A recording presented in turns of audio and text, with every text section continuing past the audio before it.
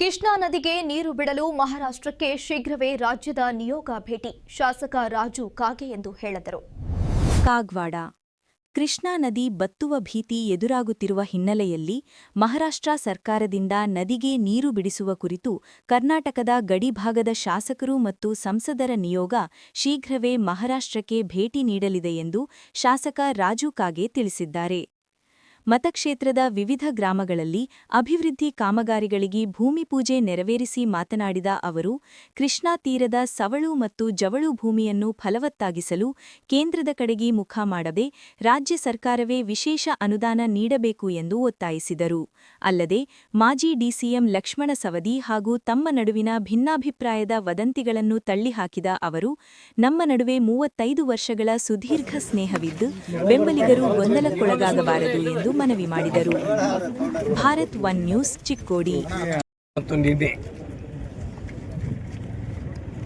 ಮುಖ್ಯಮಂತ್ರಿಗಳ ವಿಶೇಷ ಅನುದಾನ 50 ಕೋಟಿ ರೂಪಾಯಿಗಳದ ಮಂಜೂರಾತಿ ಸಿಕ್ಕಿದ್ದರಿಂದ ನಿನ್ನೆ ಮತ್ತು ಇವತ್ತು ಫೀಲ್ಡ್ವುಡಿಂದ ಆದಂಥ ವರ್ಗಗಳು 37.5 ಅಂದರೆ 37 ಕೋಟಿ 50 ಲಕ್ಷದ ಕಾಮಗಾರಿಯನ್ನು ಇನ್ನು ಕೊನೆಯದಾಗಿ ಅಲ್ಲಿ ನಾಗನೂರದಿಂದ ಆಜೂರು ಆ ರಸ್ತೆ ಕೊನೆಯದು ಮಾಡ್ತಾಯಿದ್ದೀವಿ.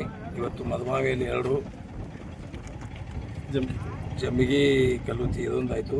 ಆಮೇಲೆ ಅದು ಈಗ ಅಲ್ಮಾಪುರ ಕ್ರಾಸ್ನಿಂದ ಆ ಕಡೆ. ಆಮೇಲೆ ನಮ್ಮ ಆರೋಗ್ಯ ಇಲಾಖೆಯಿಂದ 65 ಕೋಟಿಗಳಿಂದ ಸಮುದಾಯ ಆರೋಗ್ಯ ಕೇಂದ್ರಗಳು 4 ಪೂಜೆಯನ್ನು ಮಾಡ್ತಾಯಿದ್ದೀವಿ. ಇನ್ನೂ 12.5 ಕೋಟಿ ರೂಪಾಯಿ ಜಿಲ್ಲಾ ಪಂಚಾಯತಿಯಿಂದ ಇನ್ನೂ ಟೆಂಡರ್ ಹಂತದಲ್ಲಿದ್ದಾವೆ. ಟೆಂಡರ್ ಮುಗಿದಿದೆ, ವರ್ಕೌಟ್ ಕೊಡೋದು ಬಾಕಿ ಇದೆ. ವರ್ಕೌಟ್ ಕೊಟ್ಟ ನಂತರ ಮೋಸ್ಟ್ಲಿ ಅಸೆಂಬ್ಲಿ ಒಳಗಾಗಿ ಇಲ್ಲಿಗೆ ಅಸೆಂಬ್ಲಿಗೆ ಹೋಗಿ ಬಂದ ನಂತರ ನಾಳೆ 6ನೇ ತಾರೀಕು ಇರೋದ 27ರೊಳಗೆ ಬಜೆಟ್ ಅಧಿವೇಶನ ಇರೋದ್ರಿಂದ ಹೋಗಿ ಬಂದ ಬಳಿಕ ಅದನ್ನು ಸಹಿತ ಕಾಮಗಾರಿ ಮಾಡ್ತಾಯಿದ್ದೀವಿ. ಹೋದ ಅಸೆಂಬ್ಲಿ ಬೆಳಗಾವಿ ಅಧಿವೇಶನದಲ್ಲಿ ಸೌಳು ಜೋಳ ಬಗ್ಗೆ ದನಿಯನ್ನು ಎತ್ತಿದ್ವಿ. ಈಗೂ ಸಹಿತ ಆ ಭಾಗದಲ್ಲಿ ಕೃಷ್ಣಾ, ಮಡವಾಳ, ಜುಗೂಳು, ಮಂಗಾವತಿ, ಶಾಪೂರ್, ಆಮೇಲೆ ಕೃಷ್ಣಾ, ಕಿತ್ತೂರು ಇವೆಲ್ಲ ಎಲ್ಲಿ ನದಿ ಬೆಲ್ಟ್ ಇದೆ, ನದಿ ಬೆಲ್ಟದಲ್ಲಿ ಎಲ್ಲ ಕಡೆ ಬೆಳಗಾವಿ ಡಿವಿಷನ್ ಚಿಕ್ಕೋಡಿ ತಾಲೂಕು ಇರಲಿ, ಅಥಣಿ ತಾಲೂಕು ಇರಲಿ, ಕಾಗವಾಡ ತಾಲೂಕು ಇರಲಿ, ಜಮಖಂಡಿ, ಬಾಗಲಕೋಟೆ ತಾಲೂಕವರೆಗೆ ಏನು ನಮ್ಮ ಭಾಗದಲ್ಲಿ ಸೌಳು ಜೋಳ ಆಗಿದ್ದಾವೆ, ಅದಕ್ಕೆ ನೀವು ಕೇಂದ್ರ ಕಡೆ ಬಟ್ ಮಾಡಿ ತೋರಿಸ್ಬೇಡ್ರಿ, ನೀವೇ ಹೆಚ್ಚಿನ ಅನುದಾನ ಕೊಡ್ರಿ. ಆ ಹೆಚ್ಚಿನ ಅನುದಾನ ಕೊಡದೇ ಹೋಗಿದ್ರೆ ನಮ್ಮ ಜನ, ನದಿ ಬೆಲ್ಟದ ಜನ ಇನ್ನೂ ಕೆಲವೇ 4-5 ವರ್ಷದಲ್ಲಿ ಏನೂ ಬೆಳೀಲಿಕ್ಕೆ ಆಗೋದಿಲ್ಲ. ಅಷ್ಟು ಪ್ರಮಾಣದಲ್ಲಿ ಸೌಳು ಜೋಳ ಆಗಿದ್ದಾವೆ. ಆ ಸೌಳು ಜೋಳ ಮಾಡಿ ಕೊಟ್ಟದ್ದಾದ್ರೆ ಮಾತ್ರ ಭಾಗದ ರೈತರು ಬದುಕಲಿಕ್ಕೆ ಸಾಧ್ಯ ಇದೆ ಅನ್ನೋಂಥ ಮಾತನ್ನು ಹೇಳಿದ್ದೀವಿ. ಜೊತೆಗೆ ನಮಗೆ ಈಗಾಗಲೇ ಬಸವೇಶ್ವರ ಯಾತ್ರೆ ನೀರಾವರಿ ಮೊದಲನೇ ಹಂತದ ನೀರನ್ನು ಈಗಾಗಲೇ ಮುಗಿಸಿದ್ದೀವಿ. 26% ಅಕ್ವಿಡೇಟ್ ಅದು ಮಾಡಿ ಸಹಿತ 4 ಮೋಟ್ರ್ ಅಳವಡಿಸಿದ್ದೀವಿ. ಈಗ ಪ್ರಾರಂಭ ಮಾಡ್ಲಿಕ್ಕೆ ಬರೋದಿಲ್ಲ, ಯಾಕಂದ್ರೆ ನದಿಯಲ್ಲಿ ನೀರಿಲ್ಲದಕ್ಕಾಗಿ ಪ್ರಾರಂಭ ಮಾಡ್ಲಿಕ್ಕೆ ಬರೋದಿಲ್ಲ. ಜೂನ್ ಹೊಳಿಗೆ ನೀರು ಬಂದ್ರೇ ಜೂನ್ದಲ್ಲಿ 4 ಮೋಟ್ರ್ ಪ್ರಾರಂಭ ಮಾಡಿ ಅದು ಅಂತ ಅಕ್ವಿಡೇಟ್ ಮಾಡಿ ಅನಂತಪುರ, ಮಲಾಬಾದ್, ಬಳಿಗಿರಿ ಮಠ ನೀರು ಒಯ್ಯುವಂಥ ಕಾರ್ಯವನ್ನು ತ್ವರಿತವಾಗಿ ಮಾಡ್ತೀವಿ. ಮೊನ್ನೆ ಬೆಳಗಾವಿ ಅಧಿವೇಶನದಲ್ಲಿ ಮುಖ್ಯಮಂತ್ರಿ, ಉಪಮುಖ್ಯಮಂತ್ರಿ, ನಮ್ಮ ಜಿಲ್ಲೆಯ ಉಸ್ತುವಾರಿ ಮಂತ್ರಿಗಳಾದ ಸತೀಶ್ ಅಣ್ಣ ಜಾರಕಿಹೊಳಿ ಅವರಾಗಲಿ ಮತ್ತು ಲಕ್ಷ್ಮೀ ಹೆಬ್ಬಾಳ್ಕರ್ ಆಗಲಿ ಎಲ್ಲರೂ ಕೂಡಿ ಒಂದು ಮೀಟಿಂಗ್ ಮಾಡಿದೆವು.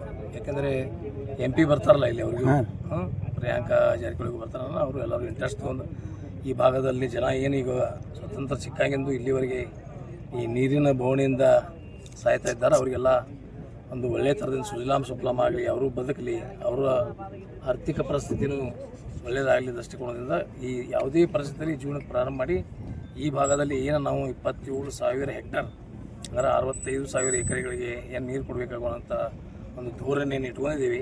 ಅದನ್ನು ಮುಂದಿನ ವರ್ಷದಲ್ಲಿ ಮುಗಿಸ್ತೀವಿ. ಮತ್ತು ಈಗಾಗಲೇ ನಮ್ಮ ರೈತರು ಭಾಳ ಒಳ್ಳೆಯವರು. ಅವ್ರಿಗೆ ನಾನು ಮೊದಲನೇದಾಗಿ ರೈತರಿಗೆ ಅಭಿನಂದನೆಯನ್ನು ಹೇಳಲಿಕ್ಕೆ ಬಯಸ್ತೀನಿ. ಯಾಕಂದರೆ ಏನೂ ಒಂದು ಪೈಸಾ ಕಾಂಪನ್ಸೇಷನ್ ಇಲ್ಲದೆ ನಮ್ಮ ರೈತರೆಲ್ಲ ಕೆನಾಲ್ ಹಾಕೋಬಿಟ್ಟಿದ್ದಾರೆ, ಸಬ್ ಕೆನಾಲ್ ಹಾಕೋಬಿಟ್ಟಿದ್ದಾರೆ, ಪೈಪ್ಲೈನ್ ಹಾಕೋಬಿಟ್ಟಿದ್ದಾರೆ, ಆಮೇಲೆ ಅಕ್ವಿಡೇಟರ್ಗೆಲ್ಲ ಜಾಗ ಕೊಟ್ಟಿದ್ದಾರೆ. ಎಕರೆ ಯಾವ್ದು 2 ಎಕರೆ, ಯಾವ್ದು 3 ಎಕರೆ, ಯಾವ್ದು ಅರ್ಧ ಎಕರೆ, ಯಾವ್ದು ಮಾವೆ ಹೋಗಿದ್ದಾವೆ, ಯಾವ್ದು ದ್ರಾಕ್ಷಿ ಹೋಗೈತಿ, ಯಾವ್ದು ದಾಳಿಂಬರ ಹೋಗೈತಿ. ಇವರಿಗೆಲ್ಲ ಇನ್ನೂ ನಾವು ಕಾಂಪನ್ಸೇಷನ್ ಕೊಟ್ಟಿಲ್ಲ. ಇದೇ ನಾವು ಮೈಸೂರು ಮಂಡ್ಯ ಕಡೆ ಹೋಗಿದ್ರೆ ಅವ್ರು ಕುಡಲು ಸೇವೆ ಬಿಡ್ತಾ ಇರಲಿಲ್ಲ. ಅಂದರೆ ನಾನು ಯಾಕೆ ಇದನ್ನು ಮಾತು ಹೇಳ್ತಾ ಇದ್ದೇನೆ ಅಂದರೆ, ನಮ್ಮ ಅಂಥ ಎನೋಷೆಂಟ್ ಜನ ಇಡೀ ಕರ್ನಾಟಕದಲ್ಲಿ ಎಲ್ಲೂ ಸಿಗೋದಿಲ್ಲ. ಅದು ನನಗೆ ಹೆಮ್ಮೆ. ನಾನು ಈ ಭಾಗದಲ್ಲಿ ಆರಿಸಿ ಹೋಗಿದ್ದೇನಲ್ಲ, ನಾನು ಭಾಳ ಹೆಮ್ಮೆ ಅಂತ ಹೇಳ್ತೇನೆ. ನಾನು ಕಾಗವಾಡ ಮತಕ್ಷೇತ್ರದ MLA ಅಂತ ಹೇಳ್ಕೊಳ್ಳಿಕ್ಕೆ ನನಗೊಂದು ಅಭಿಮಾನ ಬೇಕು ಬರ್ತಿದ್ದೇನೆ. PUC ವಿದ್ಯಾರ್ಥಿಗಳಿಗೆ ಉಚಿತ ಬಸ್ ಪ್ರಯಾಣ ನೀಡ್ತೀರಿ ಅನ್ನೋ ಪ್ರಕಟಣೆ ಈಗಾಗಲೇ ಹಂತದಲ್ಲಿದೆ, ಸರ್ಕಾರದ ಹಂತದಲ್ಲಿ ಅದಿದೆ. ಬಜೆಟ್ದಲ್ಲಿ ನಮಗೆ ಮಕ್ಕಳಿಗೆ ಎಲ್ಲ PUC ಅಂದರೆ ಎಲ್ಲ ಮಕ್ಕಳಿಗೂ ಮುಂದಿನ ಜನರಿಗೆ ಕೊಡ್ತೀವಿ. ನಾವು ಎಲ್ಲರಿಗೂ PUC ಎಲ್ಲರಿಗೂ ಕೊಡ್ತೀವಿ ಅಂತೇಳಿ ಒಂದು ಚರ್ಚೆಯಲ್ಲಿದೆ. ನಾಳೆ ಬಜೆಟ್ದಲ್ಲಿ ಅದನ್ನು ಅಳವಡಿಸ್ಕೊಂಡು ಕೊಡಲಿ ಅಂತ ಪ್ರಯತ್ನ ಮಾಡ್ತೀವಿ. ಅದು ಯೋಗ್ಯ ಇದೆಯಲ್ಲ, ಅದೇನು ಬೇಡಿಕೆ ತಪ್ಪಲ್ಲ. ಎಲ್ಲರಿಗೂ ಕೊಡ್ತೀವಿ. ನಾವು ಮಕ್ಕಳಿಗೆ ಕೊಡಬೇಕಲ್ಲ. ಮಕ್ಕಳು ಎಲ್ಲ ಬಡವರು ಇದ್ದಾರೆ, ಅದ್ರಾಗ ಎಲ್ಲ ಸಂಘದ ಮಕ್ಕಳಿಲ್ಲ. ಬಸ್ಲಿ ಹೋಗೋರಂದ್ರೆ ಬಡ ಮಕ್ಕಳಿದ್ದಾರೆ, ಅವ್ರಿಗೂ ಕೊಡುವಂಥ ಇಲಾಖೆ ತನೂ ಬಡವಡದಾಗ ಅದಿಸಿ ಕೊಡುವಂಥ ಪ್ರಯತ್ನ ಮಾಡ್ತೀವಿ. ಸರಿಗ ಪ್ರಮುಖ